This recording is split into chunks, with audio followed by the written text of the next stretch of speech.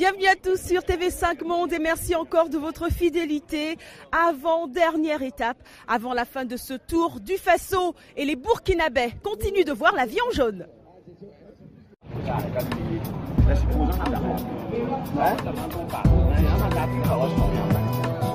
Huitième étape donc de 124 km. Départ réel lancé. Donc le départ réel est lancé. Départ.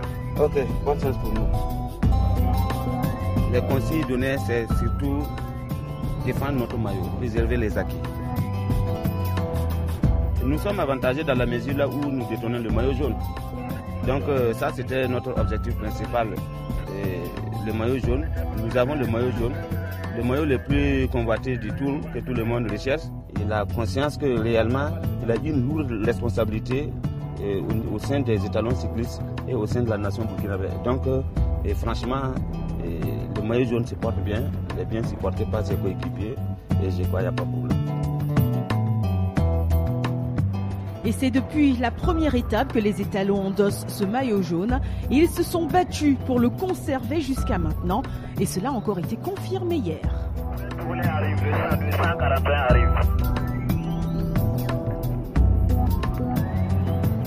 Oui, les étalons burkinabés ont été de toutes les échappées, à l'instar de son leader naturel Rasmane Ouedraogo et de Abdulaziz Nikiema qui ont bien compris les consignes. Solidarité.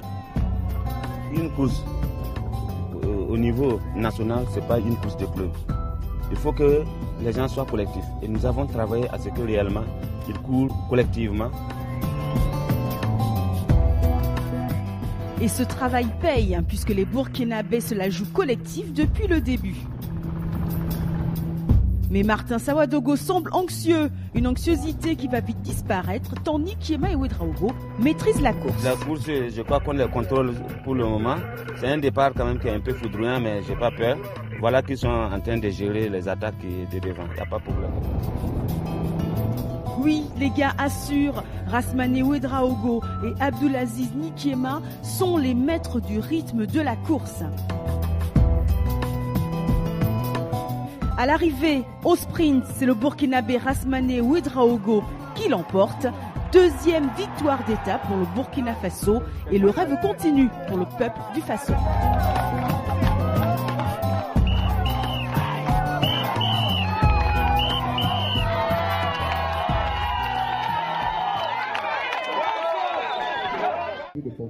Direction Koudougou, 153 km. Alors Martinien, c'est peut-être aujourd'hui l'occasion ou jamais d'endosser le maillot jaune. Oui, effectivement, aujourd'hui c'est une étape décisive, demain c'est l'apothéose. Tout peut arriver, je ne suis pas loin, je reste confiant, il faut être vigilant seulement pour saisir l'occasion qui va se présenter.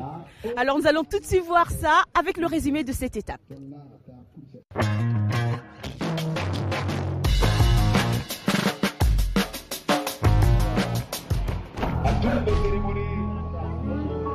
La concentration se lit sur tous les visages. 9e étape, Koromo, Koudougou.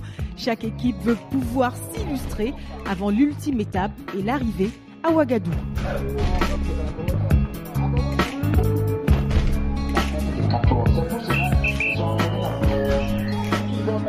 La fatigue est palpable, mais il ne faut surtout pas se relâcher. C'est parti pour 153 km et les Gabonais qui n'ont pas vraiment marqué le tour depuis le début tentent de s'illustrer par le biais de Ephrem Ekobena qui attaque d'emblée. Mais cette offensive est un feu de paille car il est rapidement repris par le reste du peloton. Groupés, les coureurs ne semblent pas vouloir casser le rythme, même si la course est plutôt rapide. Derrière, le maillot jaune fait l'effort, il ne doit surtout pas se laisser distancer. Comme à l'accoutumée, ce sont les Algériens qui attaquent. Abdelmalek Madani accélère, mais il est très vite que l'autre, par Abdulaziz Nikiema.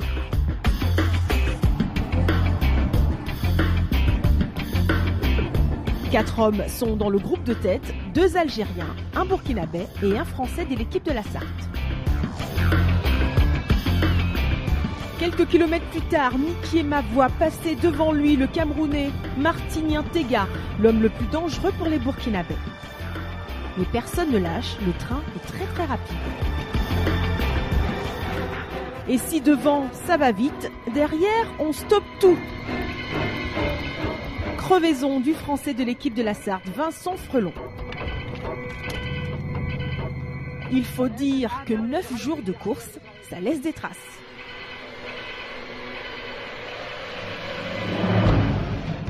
Voilà, le matériel souffre aussi sur ces routes, ça souffre beaucoup aussi. C'est une course très nerveuse depuis le début et il n'y a pas vraiment d'équipe capable de prendre la course en main, donc c'est toujours nerveux. Mais là, depuis 2-3 jours, ça se calme un peu. Je pense que tous les coureurs sont un peu fatigués, les organismes sont fatigués. Et donc ça se calme et on va rentrer gentiment maintenant sur Ouaga. C'est bon, allez, hop. Vincent Frelon repart. Et devant, sa bataille, le peloton est étiré. Nalune Baudin de l'équipe de la Sarthe mène le groupe de tête.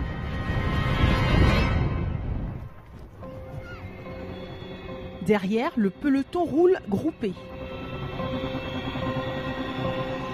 Les échappés comptent désormais 40 secondes d'avance. Tranquillement, les 3 hommes de tête se relaient. Ilboudo, Benoît et Baudin se rapprochent du premier point chaud, Atita.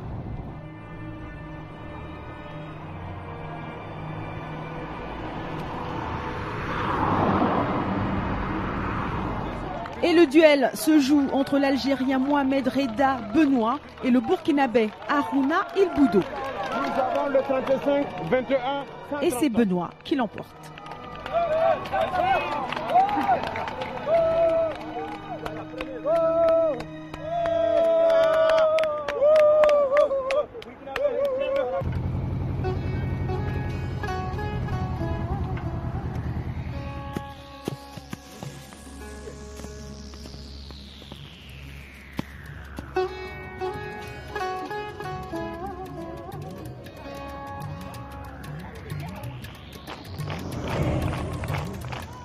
Depuis, les 3 hommes de tête ont été repris.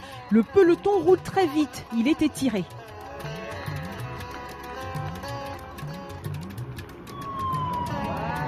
À l'approche du deuxième point chaud, 7 hommes se détachent, dont le leader des sprints intermédiaires, l'Algérien Abdelasset Anaché, qui l'emporte. Les Burkinabés, comme depuis le début, tentent de maîtriser la course afin de soutenir notamment le maillot jaune. Au dernier sprint intermédiaire à Poa, Abdelasset Anaché est encore là et frappe un deuxième coup. Le peloton reprend ses droits, tous groupés.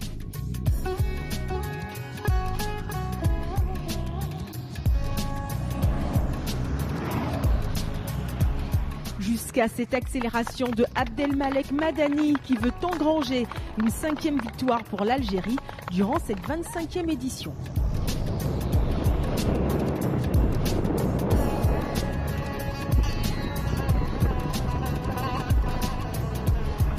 Mais il va être rattrapé par 4 hommes.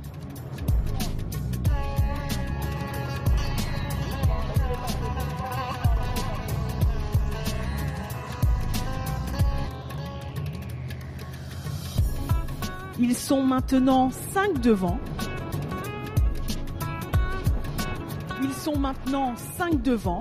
Mais encore plus loin devant, un homme a réalisé le hold-up. Burke Kuiper a pris la poudre d'escampette. Le Néerlandais est seul au monde.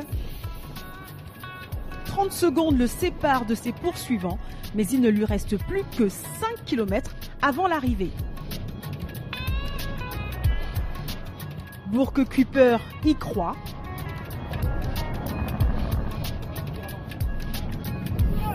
Il roule vers la victoire. Seul au monde, il atteint la ligne d'arrivée. Le peloton, quant à lui, arrive à moins de 30 secondes du vainqueur d'étape.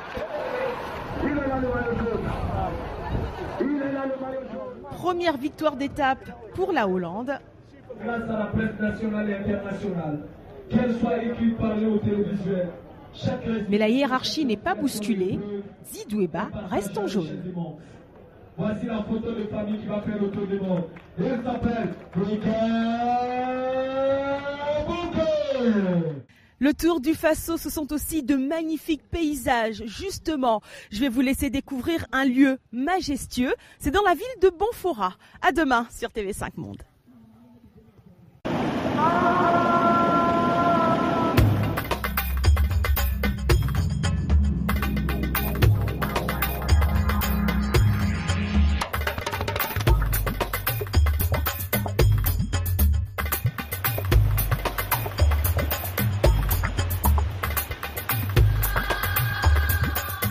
Nous sommes au dôme de Fabédougou.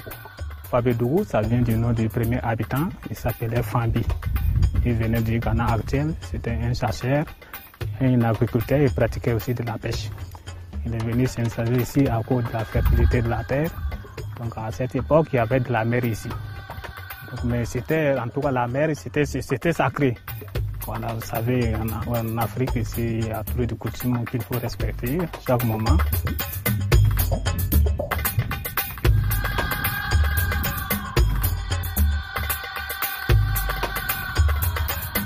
Il faut savoir que les dômes existent il y a 500 000 ans de nos jours. Il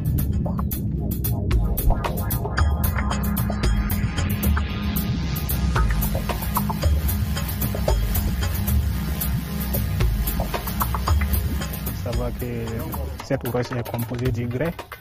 Et comme je l'ai dit, ce sont des roches qui ont été érodées par les pluies, l'écoulement, et avec le vent, les roches s'effritent et c'est ça qui donne des sables.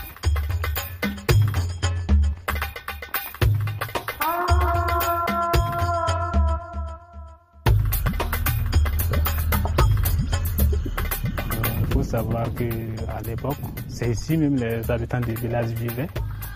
Et c'est ici souvent, vous savez, au début de la saison hivernale, quand ils avaient aussi besoin de la pluie et qu'il ne pleuvait pas, ils rendaient des sacrifices dans ce milieu-là pour qu'il y ait de la pluie. Cette roche là-bas me donne l'image des 3 tortues superposées l'une sur l'autre. Mon rocher préféré, c'est le chameau, on voit derrière moi, le chameau couché du moins, on le voit derrière.